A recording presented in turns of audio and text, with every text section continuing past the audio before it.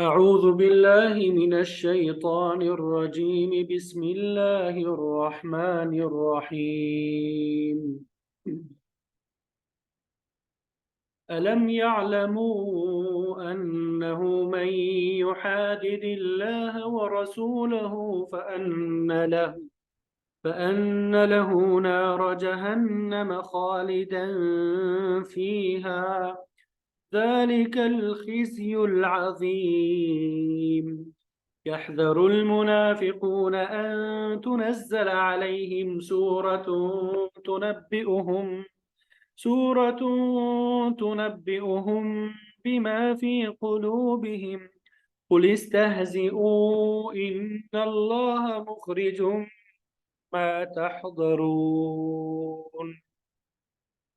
ولئن سألتهم ليقولن إنما كنا نخوض ونلعب. قل أبالله وآياته ورسوله كنتم تستهزئون.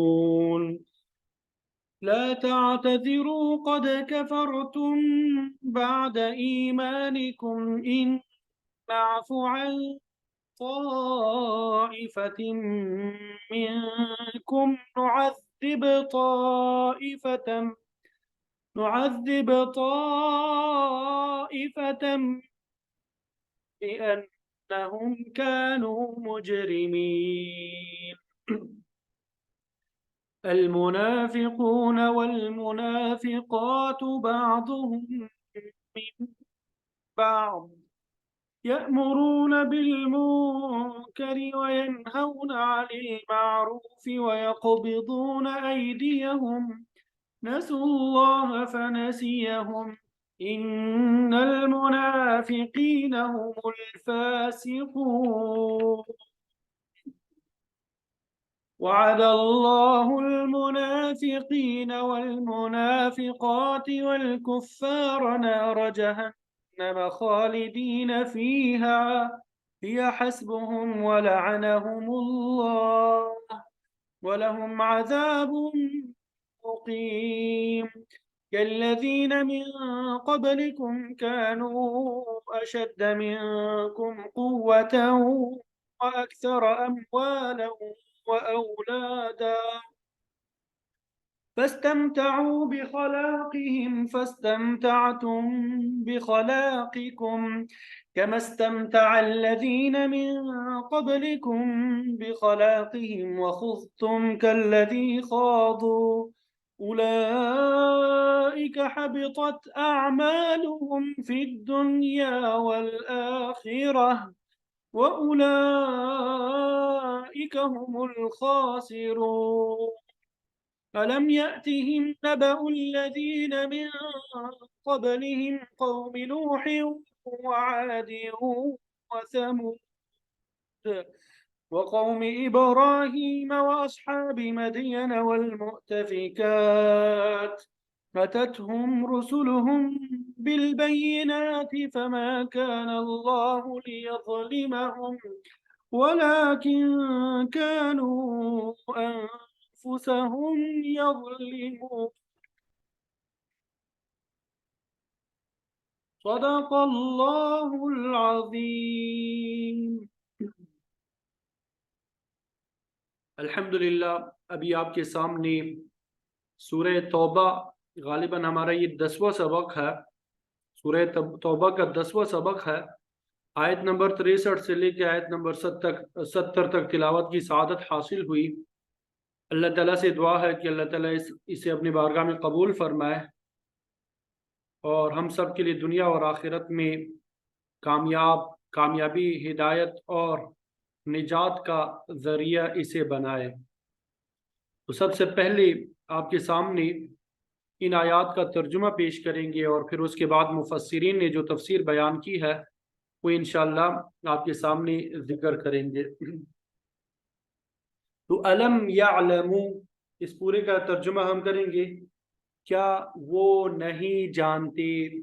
अलम यअलमू, क्या वो नहीं जानते, अन्नहु, के बेशक वो, मन युहादिदिल्लाह, کہ جو کوئی مقابلہ کرے گا اللہ کا و رسول اور اس کے پیغمبر سے، فَأَنَّ تو بے شک لہو اس کے لیے نار جہنم جہنم کی آگ ہے، خالدن فیہا ہمیشہ رہنے والا ہے اس میں، ذالک وہ الخزی رسوائی ہے، العظیم وہ بہت بڑی، وہ بہت بڑی کیا ہے؟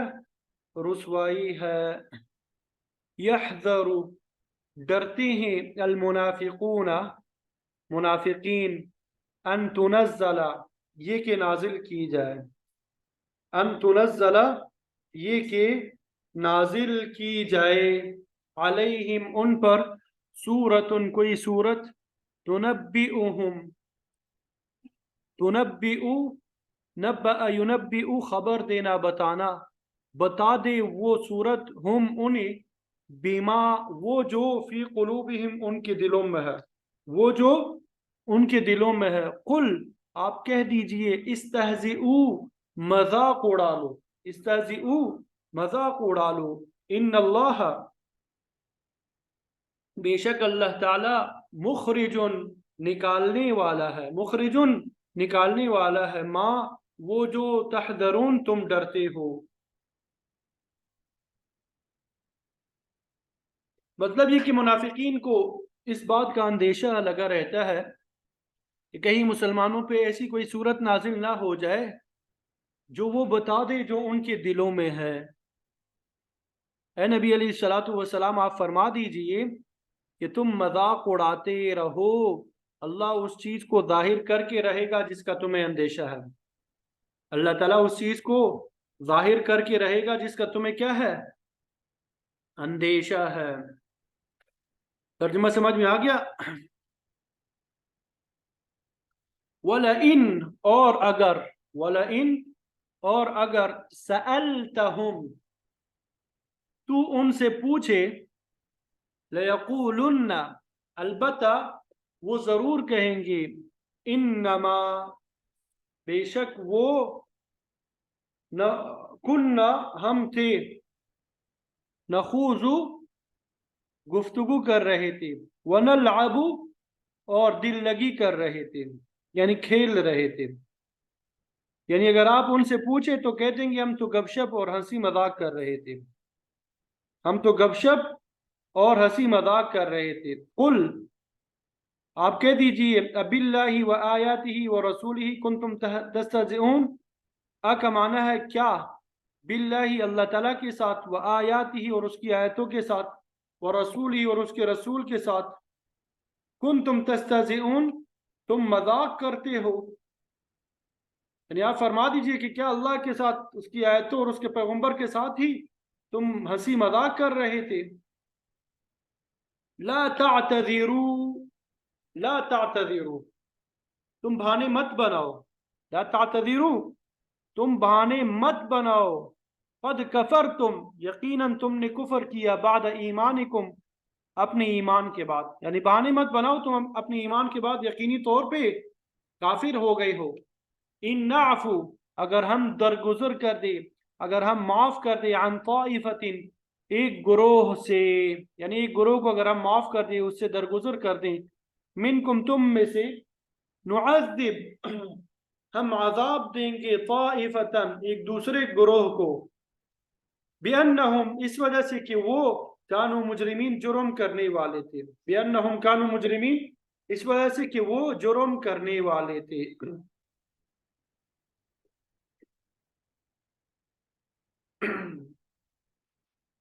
المنافقون والمنافقات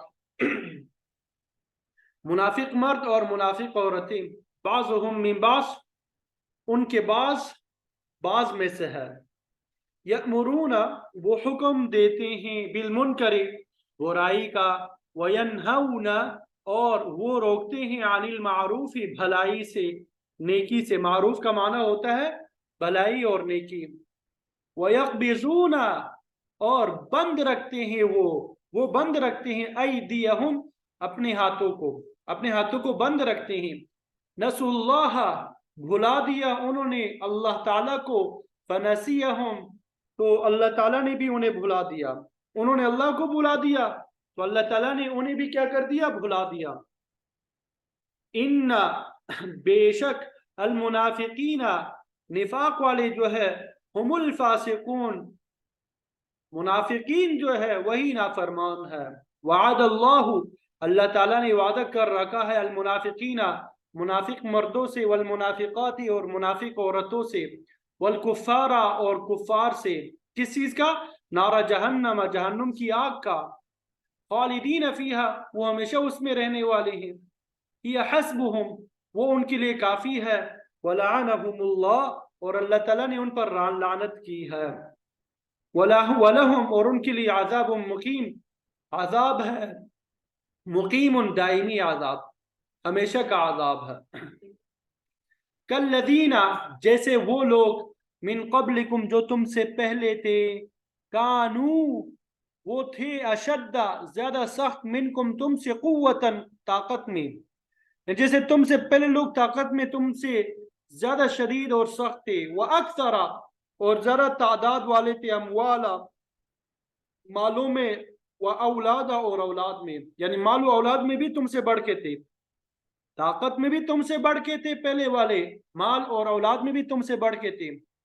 فَاسْتَمْتَعُوا تو انہوں نے فائدہ اٹھا لیا.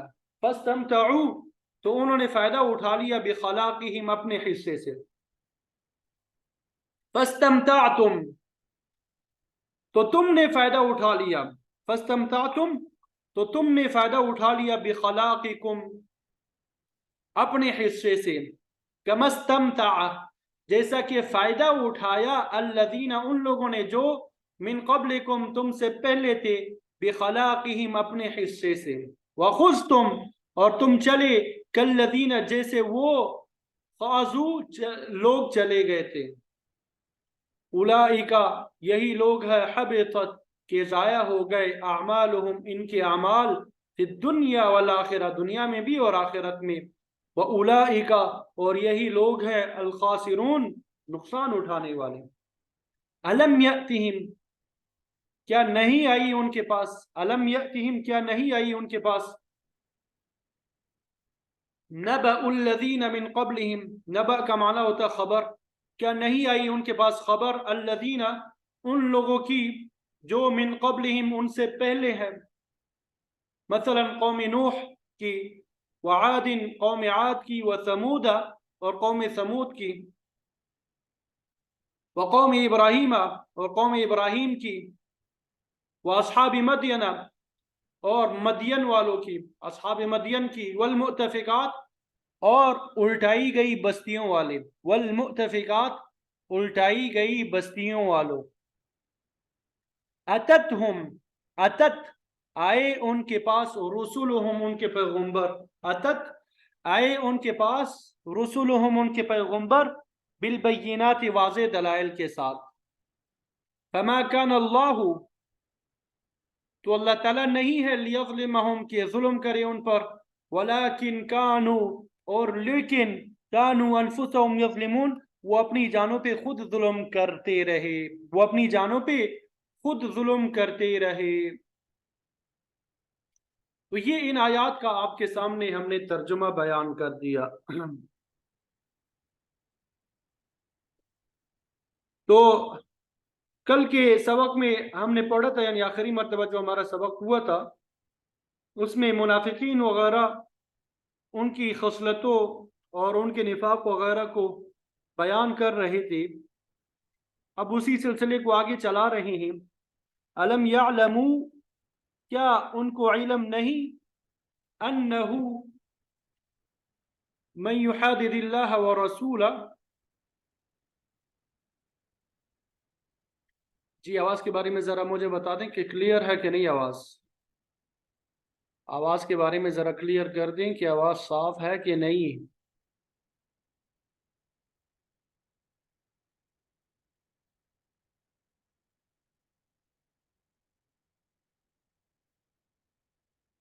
اچھا الم یعلموا کیا ان کو علم نہیں کیا یہ اس حقیقت سے ناواقف ہے انہو من یحادد اللہ ورسولہ کہ جو کوئی مقابلہ کرے گا یا مخالفت کرے گا اللہ اور اس کے رسول کا فإن له نار جہنم، تو اس شخص کے لیے دوزخ کی آگ تیار ہے، خالدن فیہا، وہ اس میں ہمیشہ رہے گا، یعنی اس پہ اللہ تعالیٰ کا غضب بھی ہوگا، اللہ تعالیٰ کی لعنت بھی برسے گی۔ تو کیا یہ بات ان پہ واضح نہیں ہوئی؟ جماعت کے لوگ جو ہے ان کو تو راضی کرنے کی کوشش کر رہے ہیں۔ ماقبل میں ہم نے پڑھا تھا نا کہ منافقین جو ہے وہ مسلمانوں کو خوش کرنے کی کوشش کر رہے تھے، لیکن اللہ اور اس کے رسول کو ناراض کر رہے تھے، تو جہنم کے مستحق ہے۔ ذالک الخزي العظیم، اور یہ بہت بڑی رسوائی ہے، اس سے بڑھ کر کیا ذلت ہو سکتی ہے کہ انسان راحت کی ہر چیز سے محروم ہو کے ہمیشہ کے لیے سزا میں مبتلا ہو جائے، ہمیشہ کے لیے کیا ہو جائے؟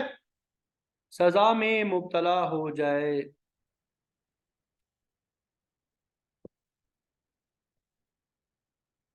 اور سزا بھی ایسی سخت کہ جس کا تصور بھی نہیں کیا جا سکتا۔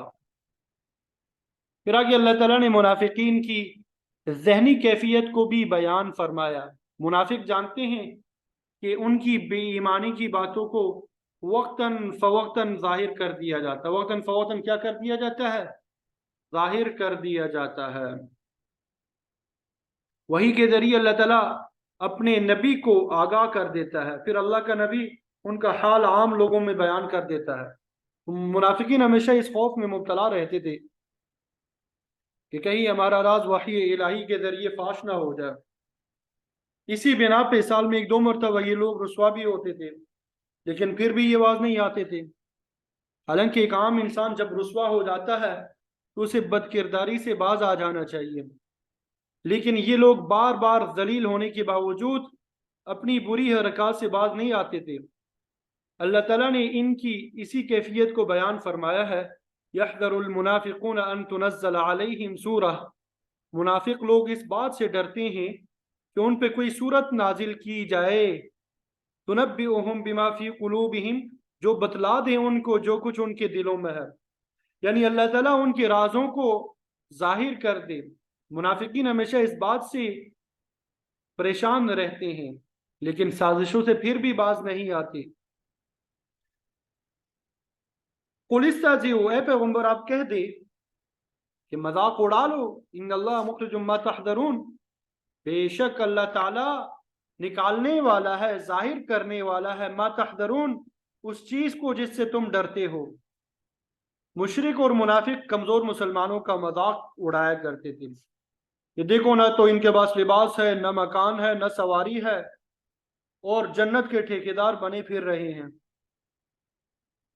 مکی صورتوں میں ایسے ہی حال مشرکین کا بیان ہو چکا ہے، اب منافقین کا بھی ہو رہا ہے۔ منافق کہتے تھے کہ ملک روم فتح کرنے جا رہے ہیں، حالانکہ کھانے کو کچھ ملتا نہیں، نہ فوجی تنظیم ہے، نہ اسلحہ ہے، نہ سواری کا سامان ہے، 1000 میل کا فاصلہ سفر درپیش ہے ان کو، اور یہ روم کے محلات کے خواب دیکھ رہے ہیں۔ اس قسم کا مذاق اڑایا کرتے تھے۔ اس کے جواب میں اللہ تعالیٰ نے فرمایا کہ اب تو مذاق کر لو، لیکن اللہ تعالیٰ تمہارے رازوں کا پردہ ضرور فاش کر کے چھوڑ دے گا۔ تو اللہ تعالیٰ نے یہ باتیں بھی ظاہر فرما دی۔ اس کے علاوہ غزوہ تبوک کے راستے میں انہوں نے جو سازش کی، اللہ تعالیٰ نے اسے بھی بذریعہ وحی ظاہر فرما دیا، اور تمام سازشی جو تھے وہ ذلیل اور خوار ہوئے۔ پھر آگے فرمایا وَلَئِن سَأَلْتَهُمْ، اگر آپ ان سے پوچھے کہ تم نے ایسی بات کیوں کی جس کی وجہ سے لوگوں میں بدگمانی پیدا ہوتی ہے، لَيَقُولُنَّ إِنَّمَا كُنَّا نَخُوضُ وَنَلْعَبُ، تو کہتے ہیں کہ ہم تو صرف بات چیت اور دل لگی کرتے تھے، ہمارا مقصد تو صرف دوران سفر تفریح طبع تھا، کسی کی برائی مقصود نہ تھی، ایسی بات چیت کرتے کراتے سفر آسانی سے طے ہو جاتا ہے۔ تو انہوں نے بدگوئی کا یہ بہانہ تلاش کیا، لیکن اللہ تعالیٰ نے فرمایا قل، اے پیغمبر آپ فرما دے، ابی اللہ و آیاتہ و رسولہ کنتم تستہزئون، کیا تم اللہ یعنی اس کے احکام، اس کے رسول کے ساتھ ہنسی مذاق کرتے تھے؟ تمہیں مذاق کرنے کے لیے کوئی اور چیز میسر نہیں آئی؟ تم نے جہاد فی سبیل اللہ ہی کو گفتگو کا موضوع بنا لیا، اور मालिकुल मुल्क के हुक्म के साथ ही मजाक किया, जिसने कुरान पाक नाजिल फरमाया, और फिर तुमने अल्लाह के रसूल के साथ मजाक किया। ये सब कुछ उसके हुक्म के मुताबिक अंजाम दे रहा है। फरमाया ला तातज़िरू क़द कफ़रतुम बअद ईमानिकुम, बहाने मत बनाओ, उज़्र मत बयान करो, तुमने इजहार ईमान के बाद कुफर का इर्तिकाब किया है। मुफस्सिरीन फरमाते हैं कि जो कोई अल्लाह के किसी हुक्म या उसके रसूल के साथ मजाक करेगा वो काफिर हो जाएगा, चाहे उसने ऐसी बात संजीदगी से की हो या सिर्फ दिल लगी से। जबान से कलमा पढ़ा है लेकिन मजाक करके कुफर कर बैठे, तो वो इस्तिग़फ़ार करो, अल्लाह से माफ़ी मांगो। तो अल्लाह ताला ने मुनाफिकीन को ये वईद भी सुना दी, इन्नाफ़ु अन ताइफ़तिम मिनकुम, अगर हम उनमें से एक ग्रोह को माफ़ कर देंगे, नुअज़्ज़िब ताइफ़तन, तो यकीनन एक ग्रोह को सजा भी देंगे। माफ़ी की कई सूरतें हो सकती है, मतलब ये कि अल्लाह ताला तौबा की तौफीक अता फरमा दे। तो चुनांचे बाद मुनाफिकीन ने आप सल्लल्लाहु अलैहि वसल्लम के ज़माने के बाद सच्चे दिल से तौबा करके इस्लाम में मुकम्मल तौर पे दाखिल हो गए। अल्लाह ताला ने उनसे दरगुजर फरमाया, और जिस गुरों ने माफ़ी नहीं मांगी उनके दिल कुफर पे अड़े रहे, मुनाफिकत जो है उनके जिस्म और जान में रची बसी रही, तो वो लाजिमन सज़ा के मुस्तहिक है। तो फरमाया ऐसे लोग हमारी सज़ा से बच नहीं सकेंगे। वजह जाहिर है बिअन्नहुम कानू मुजरिमीन, वो मुजरिम ही रहे, वो सच्चे दिल से ईमान न लाए, इसलिए वो सज़ा के मुस्तहिक ठहरे, इसलिए वो सज़ा के मुस्तहिक ठहरे। तो यहाँ अल्लाह ताला ने मुनाफिकीन के वो हालात बयान फरमाए हैं जो ग़ज़वा तबूक के ज़िमन में ज़ाहिर हुए। फिर आगे मुनाफिकीन के दीगर सिफ़ात को बयान किया गया। अल मुनाफिकून वल मुनाफिकातु बाज़ुहुम मिन बाज़, बेशक मुनाफिक मर्द और मुनाफिक औरतें, तो ये मुनाफिक जो है, मुनाफिकीन जो है मुनाफिक की जमा है, और मुनाफिका की जमा मुनाफिकात है। मुनाफिका की जमा क्या है? मुनाफिकात है। तो अल्लाह ताला ने मर्द और औरत मुनाफिकों के लिए जमा का सीगा इस्तेमाल फरमाया, मतलब ये कि आगे जो है तमाम मर्द और औरतें मुनाफिकों पे यकसा लागू होती है। कुरान मजीद में बहुत सी इस्तिलाहात बयान हुई है जिनमें एक मुनाफिक भी है। मसलन कुरान मजीद की इस्तिलाह में काफिर उस शख्स को कहा जाता है जो अल्लाह ताला के सारे या किसी एक हुक्म का इनकार कर दे। जिस तरह ईमान लाने के लिए तमाम अज्जाए ईमान की तस्दीक ज़रूरी है और किसी एक जुज़ की कोताही ईमान से खारिज कर देने के लिए काफ़ी है, इसी तरह किसी एक जुज़ का इनकार भी कर ले तो इंसान के कुफर के लिए काफ़ी है। उसके लिए तमाम अज्जाए ईमान का इनकार ज़रूरी नहीं है। ईमानदार बनने के लिए अल्लाह ताला की ज़ात, सिफ़ात, उसकी वहदानियत, उसके मलाइका, आसमानी किताबों, तमाम अंबिया और क़यामत के दिन तकदीर, इन सब पे यकीन लाना ज़रूरी है। लेकिन अगर इनमें से किसी एक का भी इनकार कर दिया जाए तो ये काफिर बनने के लिए काफ़ी है। और कुरान मजीद की इस्तिलाह में मुशरिक उस आदमी को कहते हैं जो अल्लाह ताला की ज़ात को मानते हुए उसकी इबादत में या ख़ास सिफत में किसी दूसरे को शरीक बनाता है। मुशरिक अल्लाह ताला की वजूद का मुनकिर नहीं होता, लेकिन वो शिर्क का इर्तिकाब करके काफिर ही की तरह हो जाता है। इसी तरह जिंदीक और मुल्हिद ये भी इस्तेमाल होता है, और ये अल्फाज ऐसे शख्स में बोले जाते हैं जो आयात इलाही और नुसूस का ऐसा मतलब बयान करते हैं जो अल्लाह और उसके रसूल की मुराद नहीं होता, तो ये शख्स भी काफिर से मिलता जुलता है।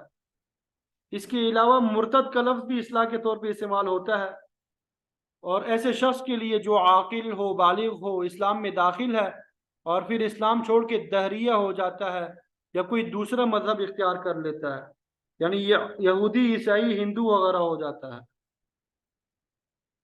इसी तरह मुनाफिक भी एक इस्तिलाह है।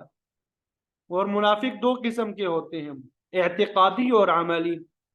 اعتقادی یعنی عقیدے کے اعتبار سے منافق، یہ آپ صلی اللہ علیہ وسلم کے زمانے میں تھے، جو ظاہری طور پہ کلمہ پڑھ کے اسلام میں داخل ہو جاتے، نماز پڑھتے، باقی اسلامی کام سر انجام دیتے، لیکن دل سے نہ تو اللہ تعالیٰ کی وحدانیت کی تصدیق کرتے تھے، نہ آپ کی رسالت کو تسلیم کرتے تھے۔ وہ قرآن مجید کو آسمانی کتاب بھی نہ سمجھتے تھے، اکثر جہاد سے اجتناب کرتے تھے اور کبھی مجبوراً شریک بھی ہو جاتے تھے۔ تو اعتقادی منافقوں کے دلوں میں ہمیشہ کفر بھرا ہوتا تھا، اور یہ ہمیشہ ابدی جہنمی ہوتے ہیں۔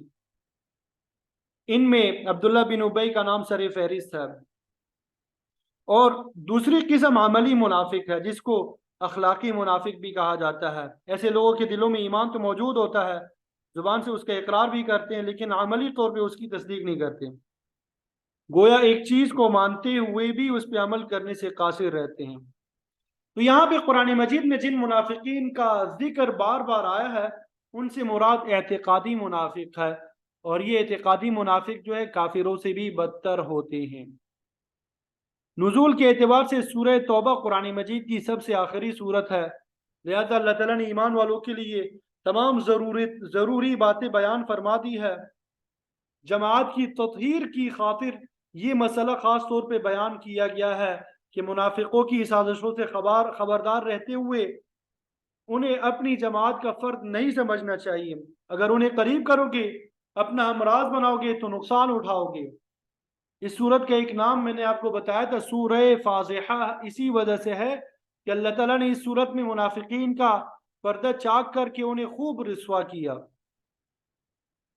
تو ان آیات میں اللہ تعالیٰ نے منافقین کی بعض صفات کو بیان کیا، المنافقون والمنافقات بعضهم من بعض، کہ منافق مرد اور منافق عورتیں بعض میں سے ہے،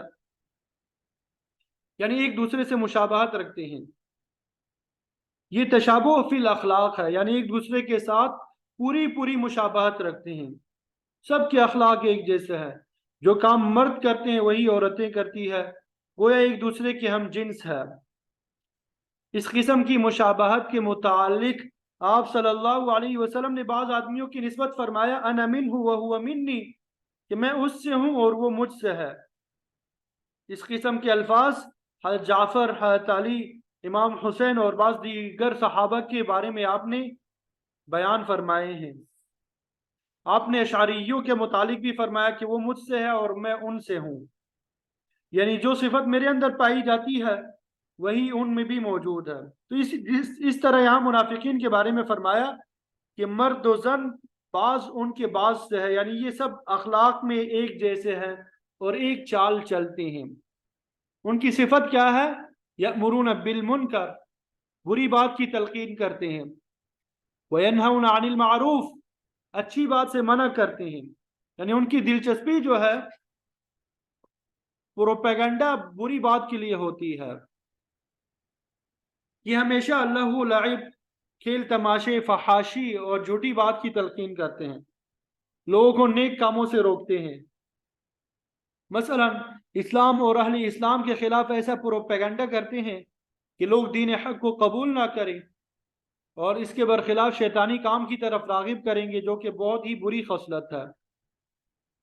اور تیسری صفت ان کی یہ بیان کی، وَيَقْبِضُونَ أَيْدِيَهُمْ نَسُوا اللَّهَ فَنَسِيَهُمْ، وہ اپنے آپ کو، اپنے ہاتھوں کو سکیڑتے ہیں، بند رکھتے ہیں، یعنی بخل سے کام لیتے ہیں۔ نسوا اللہ، انہوں نے اللہ تعالیٰ کو بلا دیا، فراموش کر دیا، فنسیہم، تو اللہ تعالیٰ نے بھی اپنی رحمت سے محروم کر دیا انہیں۔ یعنی جہاں مال خرچ کرنے کا موقع آتا ہے، جہاد کی تیاری ہوتی ہے، زکوٰۃ اور صدقات کی ادائیگی کا موقع ہوتا ہے، تو یہ ہاتھ روک لیتے ہیں۔ بخل کو بدترین بیماری کہا گیا۔ آپ صلی اللہ علیہ وسلم کے سامنے ایک شخص کا ذکر کیا گیا کہ اس میں ایسی خوبیاں پائی جاتی ہے لیکن وہ بخیل ہے۔ آپ نے فرمایا ایُّ داء ادوأ من البخل، یعنی بخل سے بڑھ کے کون سی بیماری ہو سکتی ہے۔ تو جو شخص بخیل ہے وہ کسی تعریف کے قابل نہیں ہے۔ ترمذی شریف کی روایت میں ہے کہ بخیل آدمی اللہ تعالیٰ سے دور، مخلوق سے دور، جنت سے دور ہوتا ہے، اور ایسا شخص جو ہے جہنم سے قریب ہوتا ہے۔ فرمایا ان المنافقین هم الفاسقون، منافق لوگ ہی نافرمان ہے. فاسق جو ہے یہ بھی قرآنی اصطلاح ہے، اور اس سے وہ شخص مراد ہوتا ہے جو ایمان لانے کے باوجود اچھی بات پہ عمل نہیں کرتا بلکہ اللہ تعالیٰ کی نافرمانی کرتا ہے. اور جو شخص مانتا بھی نہیں ہے، نافرمانی بھی کرتا ہے، وہ کافر بھی ہے، فاسق بھی ہے. پھر آگے فرمایا وعد اللہ المنافقین والمنافقات والکفار نار جہنم خالدین فیہا. اللہ تعالیٰ نے وعدہ کیا ہے منافق مردوں اور عورتوں کے ساتھ اور کافروں سے جہنم کی آگ کا، جس میں وہ ہمیشہ رہیں گے. جس طرح کافر خدا، رسول، آسمانی کتابوں، آخرت کے منکر ہے، اسی طرح منافق بھی منکر ہے. تو اللہ تعالیٰ نے ان سے دوزخ کا وعدہ فرمایا ہے. ہی حسبہم، جہنم میں پہنچنا انہی کے لیے کافی ہے، یہ ان کے لیے بہت بڑی سزا ہے. اور اس کے علاوہ وَلَعَنَهُمُ اللَّهُ، اللہ تعالیٰ نے ان پہ لعنت بھی کی ہے، اللہ تعالیٰ نے ان کو اپنی رحمت سے دور کیا ہے. وَلَهُمْ عَذَابٌ مُقِيمٌ، اور ان کے لیے دائمی عذاب ہوگا، وہ اس دوزخ اور پٹکار سے نجات حاصل نہیں کر سکیں گے. کالذین، ان کی مثال ایسی ہے، من قبلکم، جیسا کہ تم سے پہلے لوگ گزرے ہیں، وہ بھی ان کی طرح مغرور تھے. کانوا اشد منکم قوہ، وہ طاقت میں تم سے زیادہ تھے. مکے والوں کا غرور توڑنے کے لیے بھی اللہ تعالیٰ نے انہیں یہی فرمایا تھا. ما بلغوا معشار ما آتیناہم، تمہیں پہلے لوگوں کا عشر عشیر بھی نہیں ملا، یعنی جو جسمانی قوت، مال و دولت اللہ تعالیٰ نے سابقہ اقوام کو دی تھی، تمہیں اس کا تو 10واں حصہ بھی نہیں ملا. اب منافقین کو یہی بات سمجھائی جا رہی ہے کہ تم سے پہلے لوگ تم سے طاقت میں زیادہ تھے، فَأَكْثَرَ أَمْوَالًا وَأَوْلَادًا، مال و دولت اور اولاد میں بھی زیادہ تھے. فَاسْتَمْتَعُوا بِخَلَاقِهِمْ، تو انہوں نے اپنے حصے کا فائدہ اٹھایا. ان کے لیے اللہ تعالیٰ نے اس دنیا میں جتنا حصہ مقرر کیا تھا وہ اس سے مستفید ہوئے. وہ اس سے کیا ہوئے؟ مستفید ہوئے. لیکن آخرت کا خیال نہ کیا بلکہ غفلت میں پڑے رہے. آخرت کا خیال نہ کیا بلکہ وہ کیا رہے؟ غفلت میں پڑے رہے. اللہ تعالیٰ کو انہوں نے فراموش کر دیا. تو اللہ تعالیٰ نے فرمایا فَاسْتَمْتَعْتُمْ بِخَلَاقِكُمْ،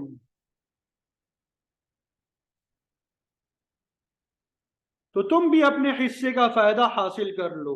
كَمَا اسْتَمْتَعَ الَّذِينَ مِنْ قَبْلِكُمْ بِخَلَاقِهِمْ، جیسا کہ ان لوگوں نے اپنے حصے کا فائدہ اٹھایا، من قبلکم، جو تم سے پہلے تھے. وَخُذْتُمْ كَالَّذِي خَاضُوا، اور تم بھی باطل باتوں میں گھس گئے جیسا کہ وہ لوگ گھسے تھے. یعنی وہ جس طرح کھیل کود، لہو و لعب، کفر، شرک، بدعات، رسوم باطلہ اور حق کی مخالفت میں مصروف تھے، اسی طرح تم بھی انہی امور میں مصروف ہو.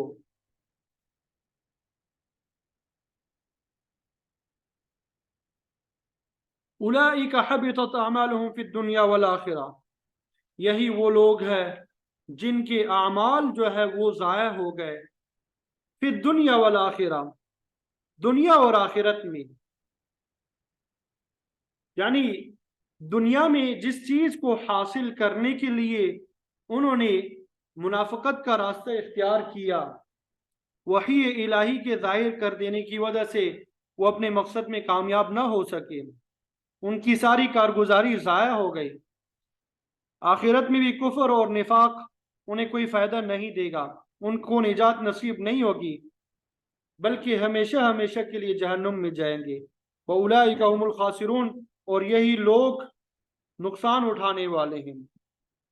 اگر یہ اپنے سے پہلے لوگوں کے حالات پہ غور کرتے تو اس سے عبرت پکڑتے، اللہ تعالیٰ کو فراموش نہ کرتے، لیکن انہوں نے نفاق اختیار کر کے کچھ فائدہ حاصل نہ کیا. اب آگے اللہ تعالیٰ نے بعض پہلی قوموں کا ذکر کیا جن کے واقعات سے منافقین نے کچھ عبرت حاصل نہ کی. وہ کیا ہے؟ أَلَمْ يَأْتِهِمْ نَبَأُ الَّذِينَ مِنْ قَبْلِهِمْ قَوْمِ نُوحٍ وَعَادٍ وَثَمُودَ، کیا ان تک ان لوگوں کی خبر نہیں پہنچی جو ان سے پہلے گزرے ہیں؟ یعنی اللہ تعالیٰ نے پہلی قوموں کو ان کی نافرمانی کی وجہ سے ہلاکت میں ڈال دیا، اور ان کو ہمارے لیے عبرت کا سامان بنایا، اور یہ اللہ تعالیٰ کی ہمارے اوپر بڑی مہربانی، ورنہ وہ ہمیں بھی ہلاکت میں ڈال کے آئندہ آنے والوں کے لیے ہمیں بھی باعث عبرت بنانے پہ قادر ہے۔ اسی لیے فرمایا، کیا ان لوگوں کے پاس پہلی قوموں کی خبر نہیں پہنچی؟ وہ قومیں کون سی تھی؟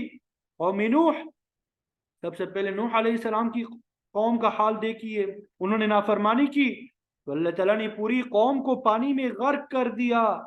نوح علیہ السلام کے ساتھ کشتی میں صرف وہی لوگ باقی بچے جو صاحب ایمان تھے۔ وعاد و ثمود، قوم عاد اور ثمود کے انجام پہ بھی غور کرو، اللہ تعالیٰ نے کسی پہ سخت آندھی بھیج کے ہلاک کیا، کسی قوم کو زلزلے نے پکڑ لیا اور چیخ نازل ہوئی، اور ان کے جگر جو ہے وہ پٹ گئے، ہر چیز جو ہے تہ اور بالا ہو گئی، اور پوری کی پوری قوم ہلاک ہو گئی۔ اور پھر فرمایا وقوم ابراہیم، ابراہیم علیہ السلام کی قوم پہ بھی نظر کرو، انہوں نے اللہ کے خلیل کے ساتھ سخت بدسلوکی کی، انہیں ہلاک کرنے کی کوشش کی، آپ کو ہجرت پہ مجبور کیا، لیکن کیا وہ ظالم بادشاہ صحیح سلامت رہا؟ تاریخی کتابوں میں کہ اللہ تعالیٰ نے اس پہ ایک مچھر کو مسلط کر دیا جو اس کے ناک میں گھس گیا، اللہ تعالیٰ نے ایسی سزا میں مبتلا کیا کہ مچھر کی تکلیف سے بچنے کے لیے سر پہ جوتے مروانے پڑتے۔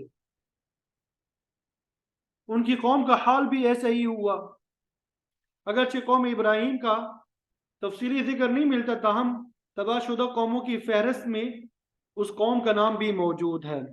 اور پھر آگے فرمایا وَأَصْحَابِ مَدْيَنَ، اور مدین والوں کا حال بھی ایسا ہی ہوا، یہ تاجر پیشہ لوگ تھے، ناپ تول میں کمی بیشی کرتے تھے، اللہ تعالیٰ کے نبی نے بڑی کوشش کی سمجھانے کی، لیکن ان پہ اثر نہ ہوا، تو آخر اللہ تعالیٰ نے آسمان سے آگ برسا کر ان کو ہلاک کر دیا۔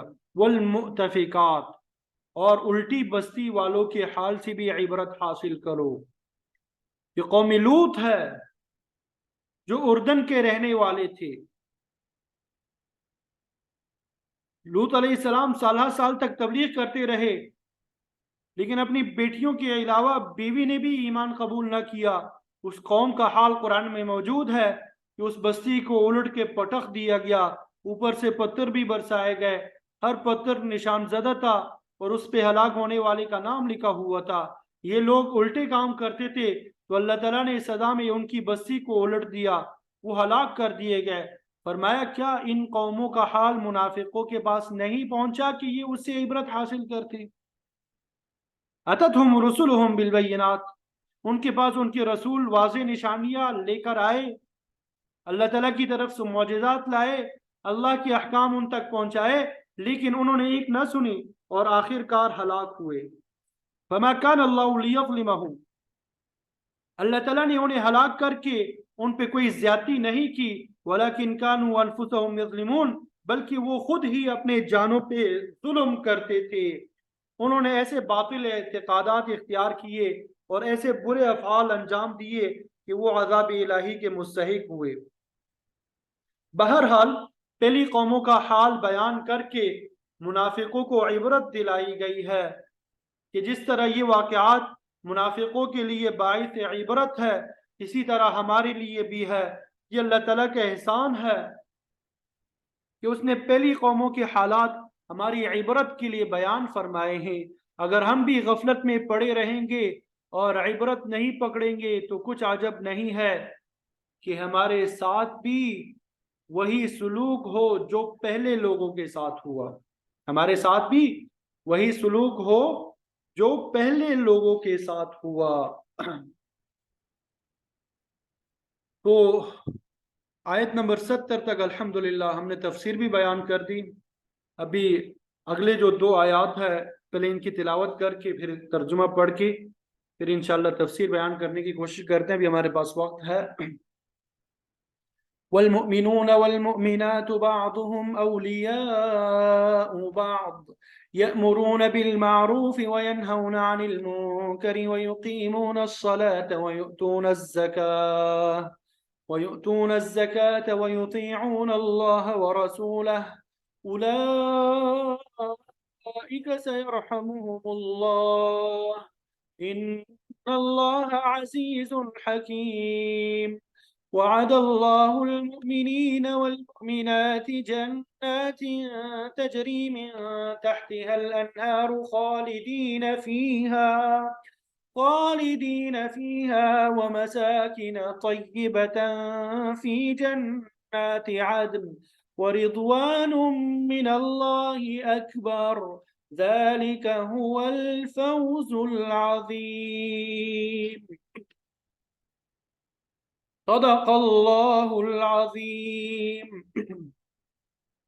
والمؤمنون ایمان والے مرد والمؤمنات ایمان والی عورتیں بعضهم ان میں سے بعض اولیاء بہت سے دوست ہے بعض ان بعض کے یعنی مومن مرد مومن عورتیں ایک دوسرے کے مددگار ہے دوست ہے یأمرون وہ حکم دیتے ہیں بالمعروف بھلائی کا نیکی کا پہلی صفت ان کی بیان کی وینہون عن المنکر اور برائی سے روکتے ہیں دوسری صفت تیسری صفت وَيُقِيمُونَ الصَّلَاةَ نماز کو قائم کرتے ہیں چوتھی صفت وَيُؤْتُونَ الزَّكَاةَ زکوٰۃ ادا کرتے ہیں پانچویں صفت وَيُطِيعُونَ اللَّهَ وَرَسُولَهُ اللہ اور اس کے رسول کی اطاعت کرتے ہیں تو یہ مومنین کی 5 صفات کو بیان کیا گیا اولئک یہی لوگ ہے سیرحمہم اللہ کہ اللہ تعالیٰ عن قریب ان پہ رحم کرے گا مطلب اگر ہم اللہ تعالیٰ کی رحمت کو چاہتے ہیں تو ان 5 صفات کو اپنانا ہوگا نیکی کا حکم دینا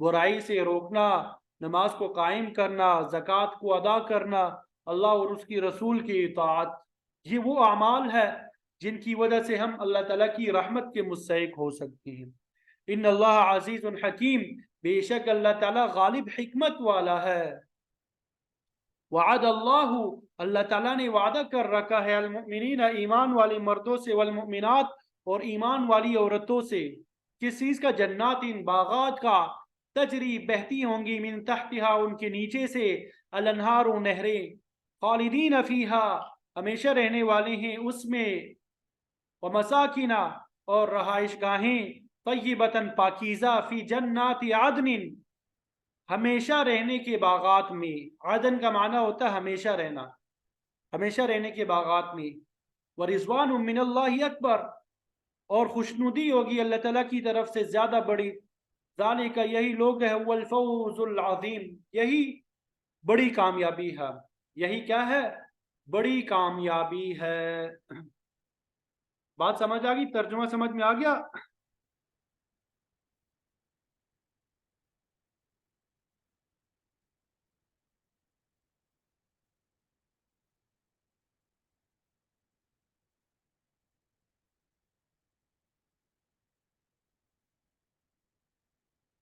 اللہ اکبر کبیرہ والحمد للہ کثیرہ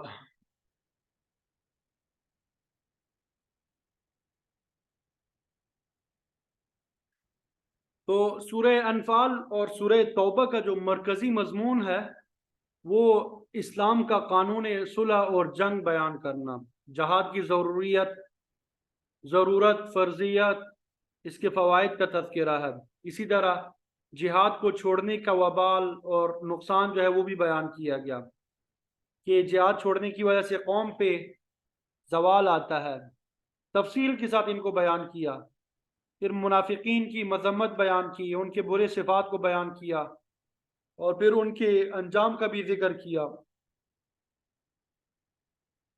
تو ابھی آپ کو بتایا کہ منافق مرد اور عورتیں ایک دوسرے سے مشابہت رکھتے ہیں ان کے اخلاق عادات اور خصائل ایک جیسے ہیں برائی کا حکم دیتے ہیں نیکی سے منع کرتے ہیں وہ انتہائی درجے کے کنجوس ہے اللہ کے راستے میں خرچ کرنے سے ہاتھ روک لیتے ہیں انہوں نے اللہ تعالیٰ کو فراموش کر دیا تو اللہ تعالیٰ نے انہیں اپنی رحمت سے دور کر دیا اور ان کے لیے جو ہے جہنم ہے اور پھر انہیں سابقہ اقوام کی حالات سے عبرت دلائی گئی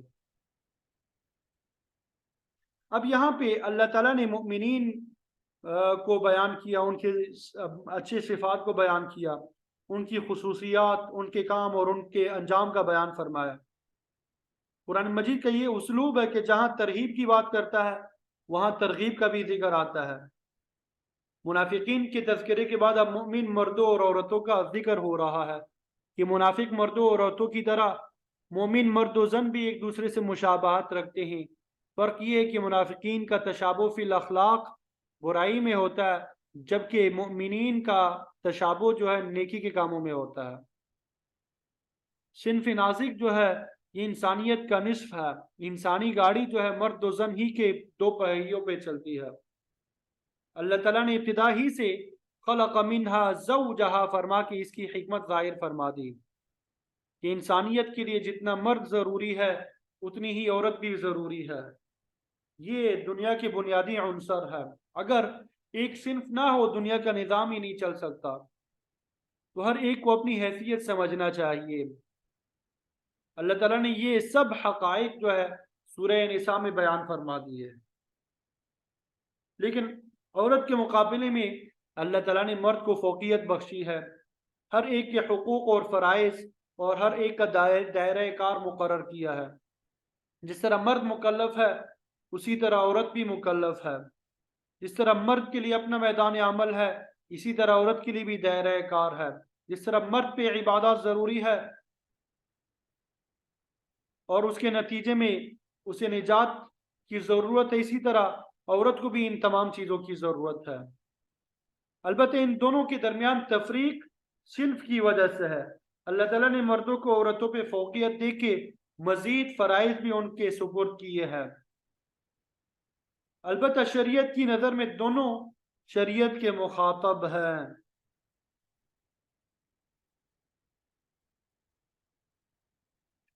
تو جہاد جو ہے یہ اصلاً مردوں پہ فرض ہے، عورت اس کے لیے مکلف نہیں ہے۔ البتہ عورت جو ہے مجاہدین کی معاون بن سکتی ہے، ان کی خدمت پہ معمور ہو سکتی ہے، لیکن اگر تلوار لے کے اگلے مرچوں پہ مردوں کے شانہ بشانہ جانے کی کوشش کرے گی تو اس کا یہ عمل خلاف فطرت اور خرابی کا باعث ہوگا۔ اسی طرح اجتماعی معاملات میں عورت مقتدی تو بن سکتی ہے لیکن امام بن کے نماز نہیں پڑھا سکتی۔ اگر عورت امام بنے گی نہ تو اس کی اپنی نماز درست ہوگی نہ کسی مقتدی کی۔ جمعہ عیدین کی نماز بھی نہیں پڑھا سکتی، یہ مردوں کی ذمہ داری ہے۔ اسی طرح امام شعرانی رحمۃ اللہ علیہ نے اپنی کتاب میں لکھا ہے کہ ارشاد اور تبلیغ کی بنیادی ذمہ داری بھی اللہ تعالیٰ نے مردوں پہ ڈالی ہے۔ عورتوں کا مردوں کو تبلیغ کرنا یہ خلاف فطرت بات ہے۔ ٹھیک ہے،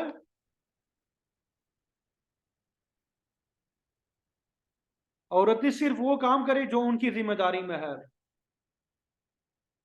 علامہ اقبال مرحوم نے بھی فرمایا تھا کہ گھر میں رہ کے گھر کی آبادی کی ضمن میں عورت کو بڑی اہمیت حاصل ہے۔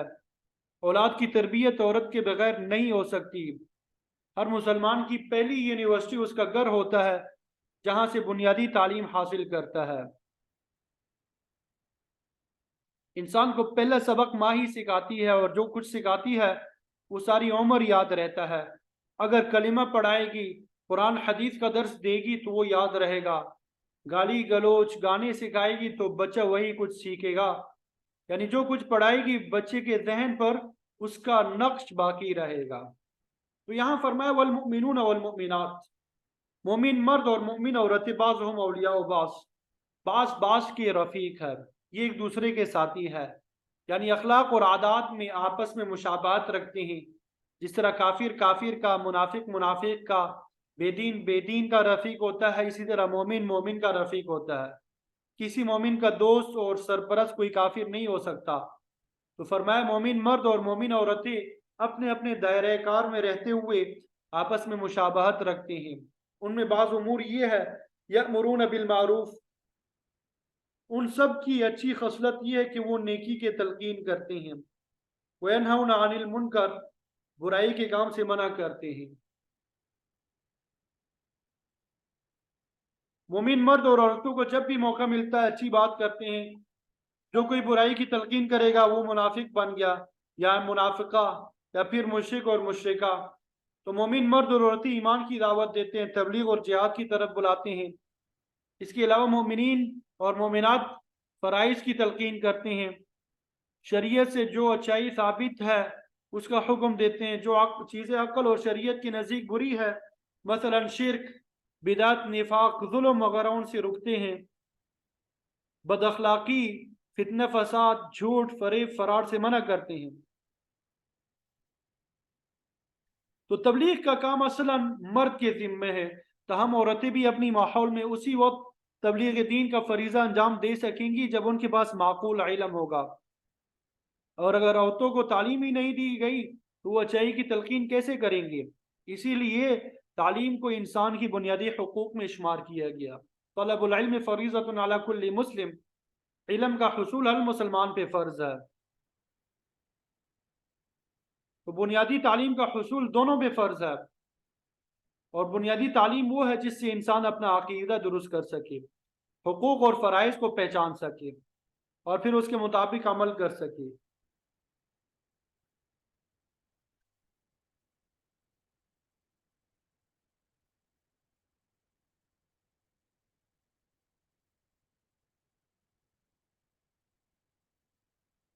تو اس وقت دنیا میں برائی کی ابتدا عورت سے ہوتی ہے۔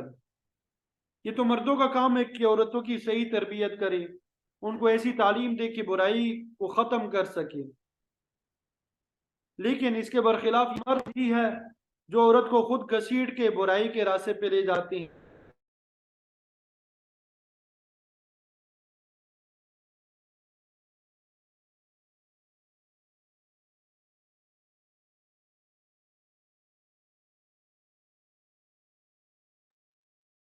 جی آواز آ رہی سب؟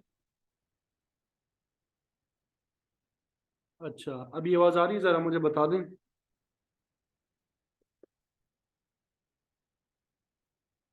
جی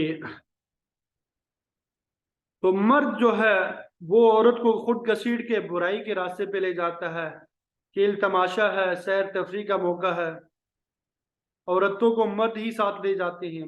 اگر مرد عورتوں کو صحیح راستے پہ لانا چاہے تو یہ بالکل ممکن ہے، لیکن اگر مرد ہی بے دین ہے، ہر وقت عیاشی اور فحاشی کی بات کرتا ہے،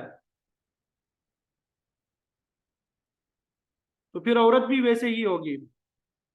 اچھائی کی تلقین کرنے کے لیے پہلے اچھائی سے واقفیت ضروری ہے، اور یہ اچھی تعلیم سے ہوتی ہے۔ تو تعلیم جو ہے مرد اور عورت دونوں کے فرائض میں داخل ہے۔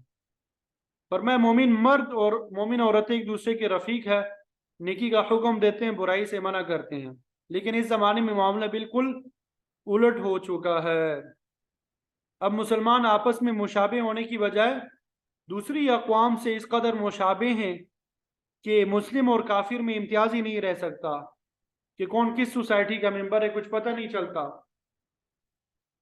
اب ہمارے اخلاق جو ہے وہ عیسائیوں اور کافروں کی طرح ہے، بلکہ مسلمان جو ہے ان سے بھی گئے گزرے بن چکے ہیں، اپنے اصول چھوڑ چکے ہیں۔ اب ہم نیکی کے بجائے برائی کی تلقین کرتے ہیں، تو اس لیے ہمیں اپنے اصل کی طرف، اپنے اصول کی طرف واپس آنا چاہیے۔ تیسرا کام وہ یقیمون الصلاۃ، کہ وہ نماز کو قائم کرتے ہیں۔ نماز ایک ایسی عبادت ہے جس سے اللہ تعالیٰ کے ساتھ تعلق مضبوط ہوتا ہے۔ نماز کی مثال ایسی ہے کہ اگر کسی کا مالک کا بھاگا ہوا غلام واپس آ کے اپنے مالک کے حضور پیش ہو کر معافی مانگ لے گا تو مالک کا غصہ ٹھنڈا ہو جاتا ہے۔ تو اسی طرح جب کوئی بندہ اپنے پروردگار کے سامنے 10 بستہ نماز میں کھڑا ہوتا ہے تو حقیقی مالک کا غصہ ختم ہو جاتا ہے، اور جب کوئی اللہ تعالیٰ کے حضور حاضر نہیں ہوتا، اس کی عبادت نہیں کرتا بلکہ دیگر افراد کی وہ عبادت کرتا ہے، اطاعت کرتا ہے، تو اللہ تعالیٰ ناراض ہو جاتا ہے۔ تو نماز کو چھوڑنا اللہ تعالیٰ کے غصے کو دعوت دینا ہے۔ اسی لیے فرمایا کہ مومن نماز کو قائم کرتا ہے۔ نماز کا قیام جو ہے گھر سے لے کے حکومتی سطح تک سب کا فریضہ ہے۔ جب حکمران خود نماز پڑھنے لگیں گے اور عوام میں نماز کا نظام رائج ہوگا تو سارا نظام درست ہو جائے گا۔ جس کا نماز میں حصہ نہیں اس کا اسلام میں کوئی حصہ نہیں ہے۔ اور پھر فرمایا وَيُؤْتُونَ الزَّكَاةَ، وہ زکوٰۃ بھی ادا کرتے ہیں۔ زکوٰۃ سے دو فوائد حاصل ہوتے ہیں، ایک تو بخل دور ہوتا ہے انسان سے، اور دوسرا مجبور اور محتاج انسانوں کی ضرورت پوری ہو جاتی ہے۔ اور پھر پانچویں صفت بیان کی وَيُطِيعُونَ اللَّهَ وَرَسُولَهُ، اللہ اور اس کے رسول کی اطاعت کرتے ہیں۔ تو ہر مومن کو چاہیے کہ ہر وقت وہ اللہ اور اس کے رسول کے احکامات کی اطاعت کرے، کہ کہیں اللہ تعالیٰ کے احکامات کی خلاف ورزی نہ ہو جائے۔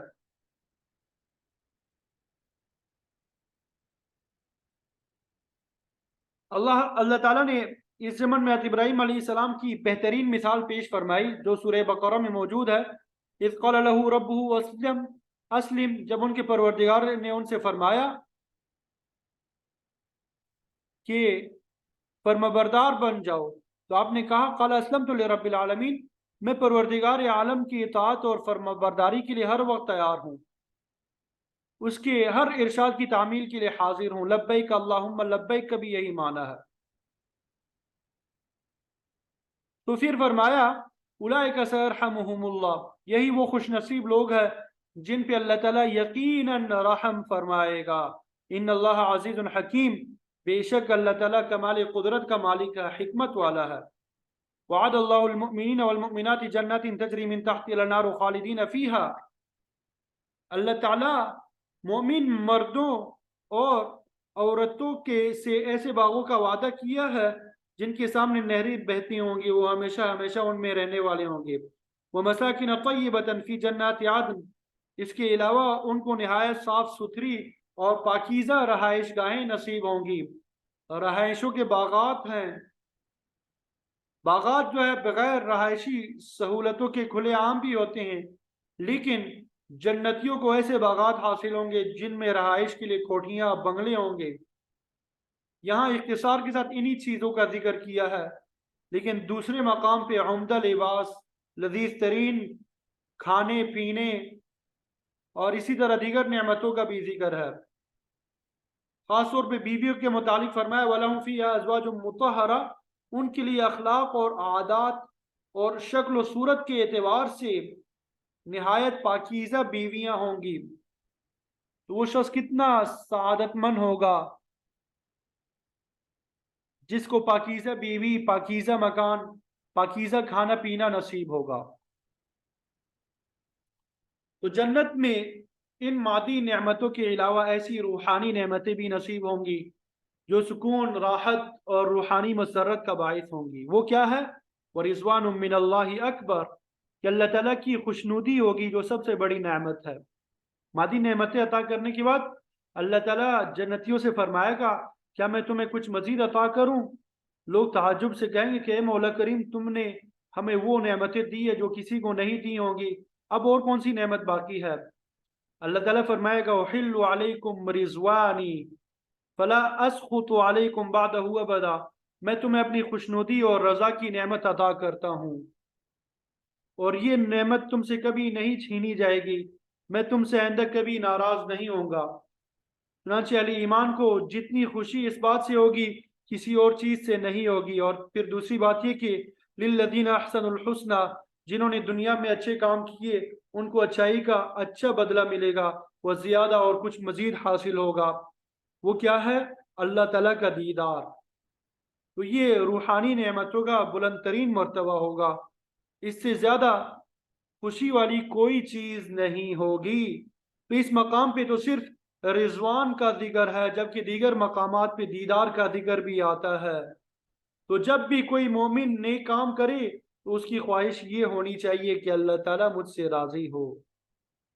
ہمارے بزرگوں میں حاجی امداد اللہ مہاجر مکی رحمۃ اللہ علیہ فرمایا کرتے تھے کہ لوگ لمبی چھوڑی دعائیں مانگتے ہیں، لیکن میں یہ مختصر دعا مانگتا ہوں، اللہم انی اسألک رضاک والجنہ واعوذ بک من سخطک والنار۔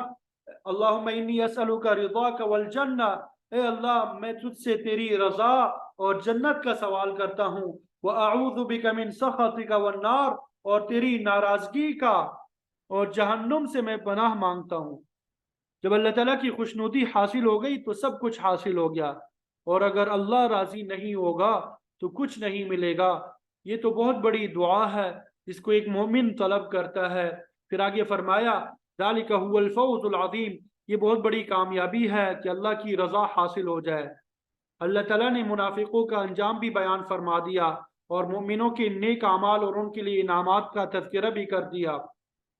ابھی آگے پھر منافقین کی مذمت جو ہے وہ جاری رہے گی، وہ انشاءاللہ کل پھر ہم آگے پڑھیں گے۔